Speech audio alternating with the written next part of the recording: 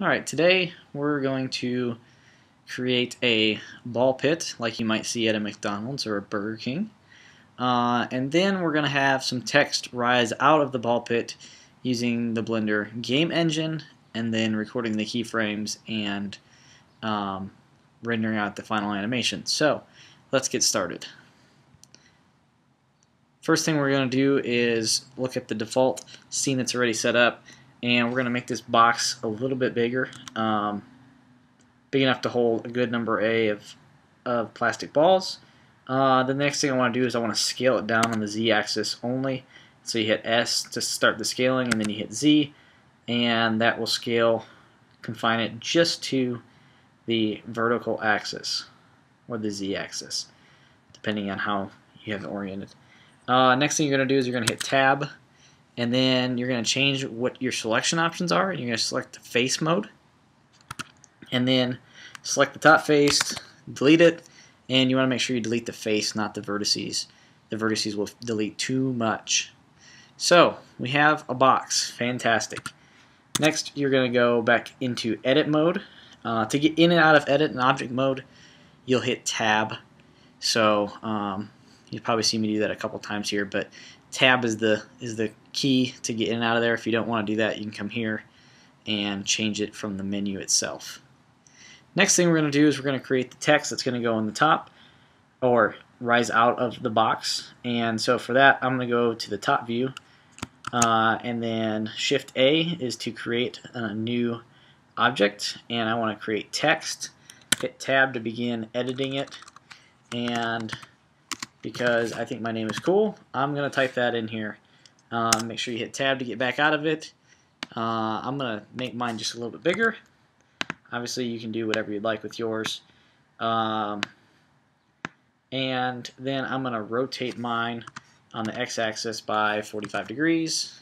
No, let's make that 90. Let's try 90 degrees again. Okay, there we go. Then if we rotate around, actually, let's do this. Let's look at the front view, and that's fine, but let's rotate around so we can kind of see what we have here. The next thing I want to do is I want to make sure that we convert this to a mesh, so pull up the context menu with spacebar, and then type context, or convert, and we're going to convert to mesh from, yep, that's what we want. And so now we have a mesh. The next thing I'm going to do is I'm going to add a modifier, and I'm going to solidify it. I think something along the lines of 0.5 will probably look good. Oh, it's a little deep. Let's try 0.25. Much better. Now, if we render just what we have here, you're going to see a box with my name, and that's about it.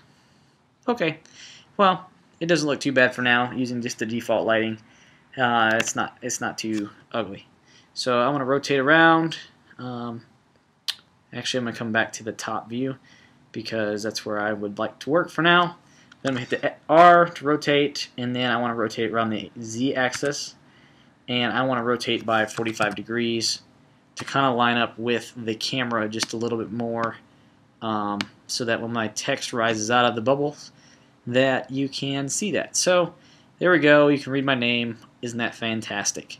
Next thing I'm going to do is I'm actually going to go back to the front view, and I'm going to lower it below the ball pit. After that, I'm going to go up to the render options up here, and I'm going to change it to Blender Game. And the reason I'm going to do that is that enables the bullet physics along with the logic editor to be active. And the logic editor is what I really want to do with this. Actually, I'm going to change that back to 3D view. I'm going to use the logic editor in this panel here. I'm going to drag it up just a little bit so I can see what's going on. Scale it up here so everybody can see. And then I'm going to add a sensor, and that sensor is going to be delay. And for this project, I tested it out earlier, and it seemed like 100 was the proper delay, and the duration that I liked was about 85. We'll see whether or not that looks right. We can edit that here in just a little bit. Next thing I need to do is I need to add an AND controller. Make sure you connect the dots here. And then I'm going to change this to motion.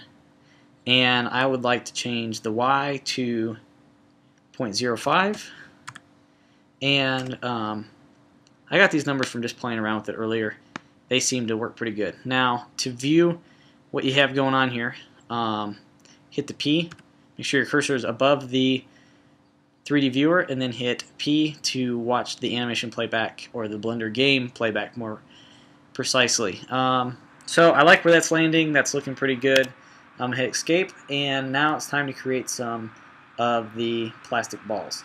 Next, so to do that, I'm going to go back to the top view. I'm going to hit Shift A again, add a mesh, and I'm going to do the UV sphere because that's my preference. Then I'm going to scale it down so it's fairly small. Then I'm going to change it to rigid body, and change the collision bounds to sphere.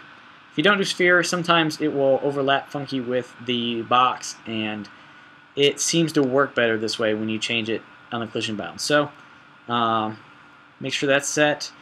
The other thing I'm going to do is I'm going to change this back to timeline, just because I don't like looking at the logic editor. No reason other than that. The next thing I'm going to do is I'm going to change the color of this. I'm going to call this red. You don't have to name your colors. Sometimes it helps to stay organized, so I recommend that. Change the diffuse color down to red, and for this project I want it to be a bright red, so I'm going to leave it just like that. Then hit Shift D to duplicate. I want to move along the x-axis just a little bit, and then I'm going to do a plus here, and I'm going to change this to, I'm going to delete all these characters and type in yellow. And then we're going to make this a yellow ball. If you have the color window open and it doesn't seem like it's going to go away, just come off of it or hit escape. It should go away at that point. Next thing I'm going to do is hit Shift D again. This time I want to move along the y-axis, and I'm going to again create another color. And the way I'm doing that is just hitting the little checkbox here, or the plus box there, and that should work fine. Green, and we're going to make a bright green one, and I think I would like to make one more. So Shift D again, move it along the x-axis, and that should work fine. Let's hit the plus button here, and this is blue because I said so, and so now you have 4 balls. Fantastic. The next thing I'm going to do is over here in the, what do we call this? The outliner. I'm going to deselect the camera, the cube, and the lamp, and the text. So now, when I come over here and select all, just by hitting A, I should select all 4 of the balls, which is great because then I can hit Shift D and create some more. And then I'm going to hit A twice, so it deselects them and then selects them again, and then create some more. And I'm going to keep doing this for the next couple minutes here and create about 1,000 of them. So now that I've made the first layer of the balls, what I'm going to do is I'm going to switch back to the front view, and I'm going to hit A to make another group of them, and then I'm going to hit Shift D, and I want to make sure I'm just moving on the Z axis, and I'm just going to move them up just a little bit. Actually, I'm going to rotate around so that I can see the other layer. You want to make sure that they're not overlapping, because if they do with that rigid body setup, they're going to basically repel each other right when you hit animate, and that's really not what you want. So hit AA again to duplicate them, hit Shift D and then place them, and then you're going to do this probably a couple more times. I'm going to do a full another set, so Shift D on all of them, and now I have around 1,200 spheres set up. Actually, it says I only have 1,000. Wonder what happens when I Shift D this one.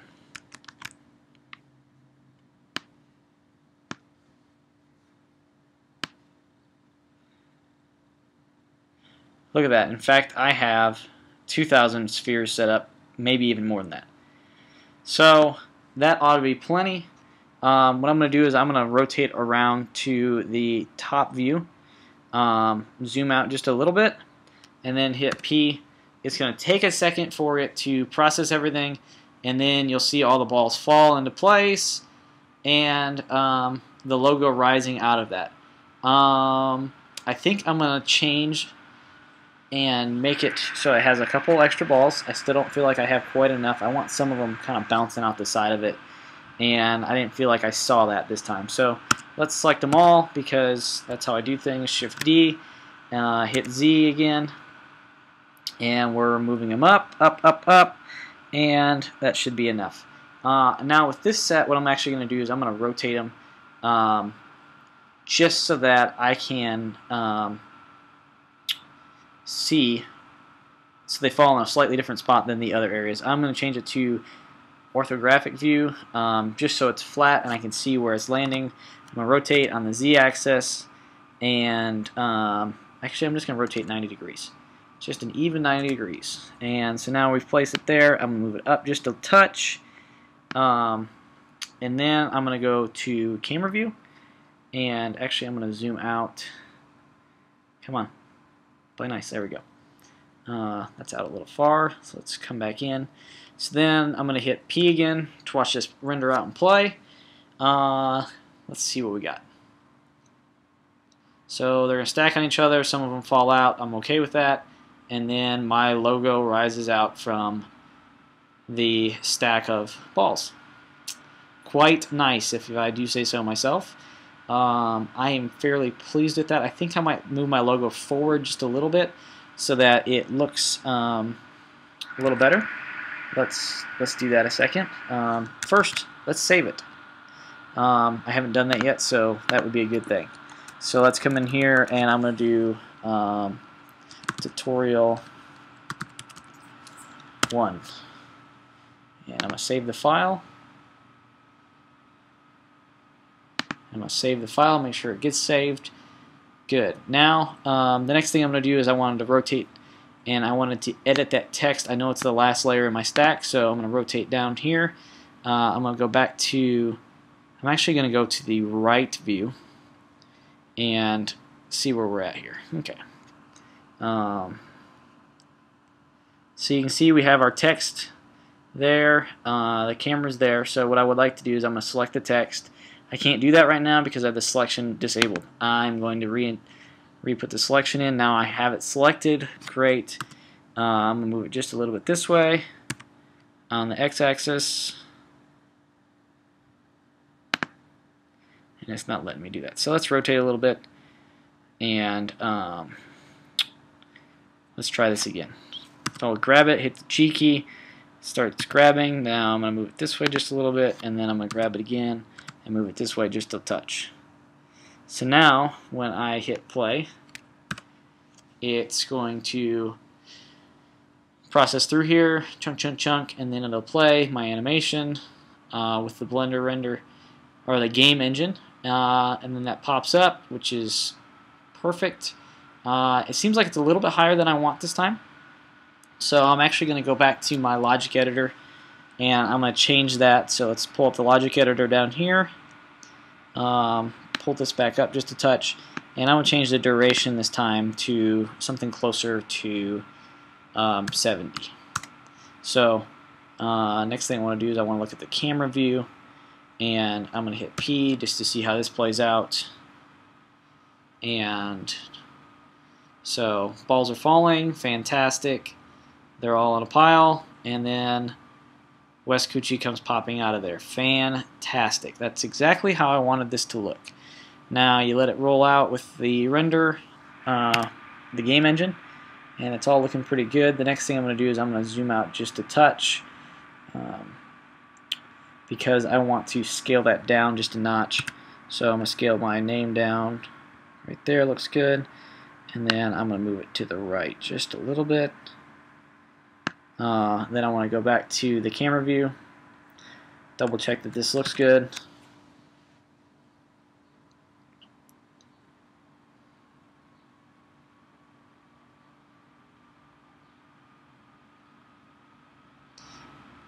There we go.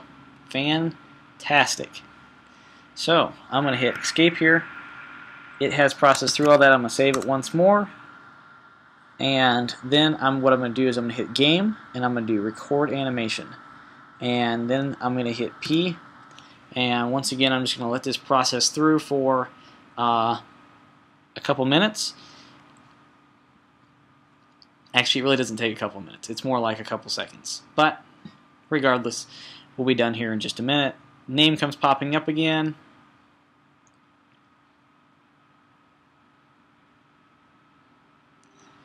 Has a lot of momentum there, so the balls fly up off of it a little bit. And apparently that green one wants to stay on top of the W. I'm okay with that. It looks real. It's like something sitting on top of the name.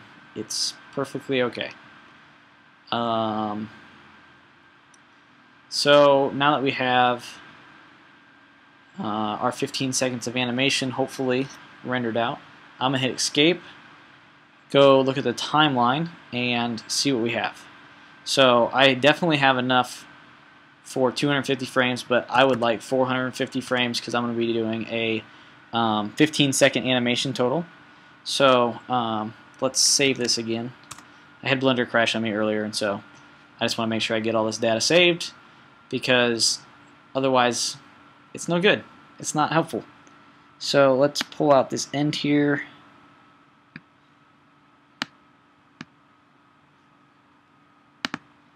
Come on, 450 is what I would like. Thank you. So now pull out this end, make sure I have enough frames rendered. I don't have enough yellow lines, so once again I have to hit P, and this time I don't have to wait just a little bit longer.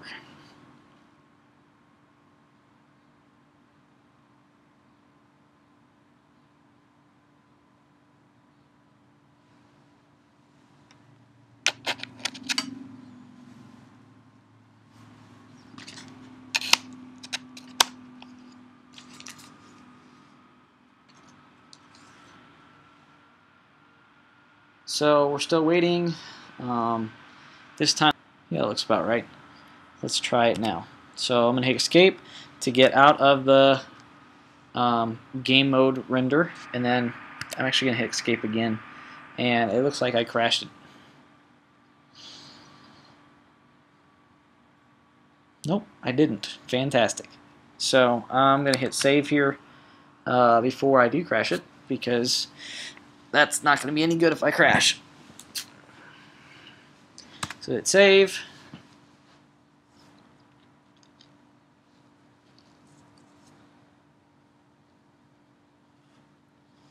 And now if I come down to the timeline down here, it's still saying that it has not rendered out anymore, but I am okay with that. I can live with them settling at 420 frames or 25 frames, whatever it is. That'll work just fine for me. Now, to get actually rendered, what you got to do is you got to come back over here. Got to hit Blender Render. So now you're back into the normal Blender mode, and you can come back to Render, and you can hit Render Image, and after a couple seconds here, maybe a minute, it'll process through all of these frames and crash on you. So that's why we save the files on a regular basis. Let's reopen it and try the render again.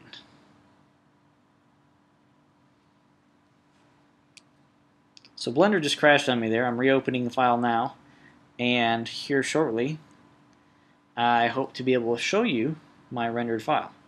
So let's come back out to maybe this frame here. Change this back to Blender Render and hit Render Image. Now, this may be too complex of a render. I may be trying too hard, but no, I'm not. There it is. So with a little bit of lighting, we'll be there. So let's go back and change the lighting around a little bit. Let's go to View, Top, and wow, you can see the amount of balls that have scattered all over the place, falling. which I don't mind at all. You can have falling all over the place. Let's select the text that or the light.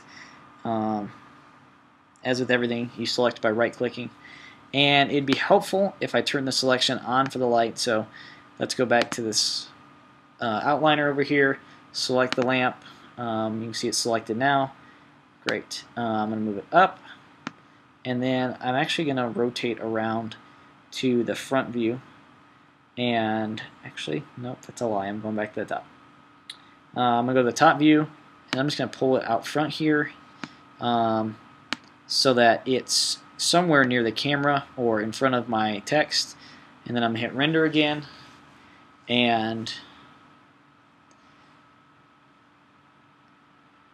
that looks way better.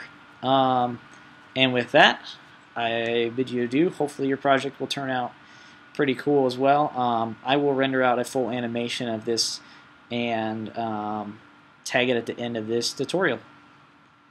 For now, goodbye.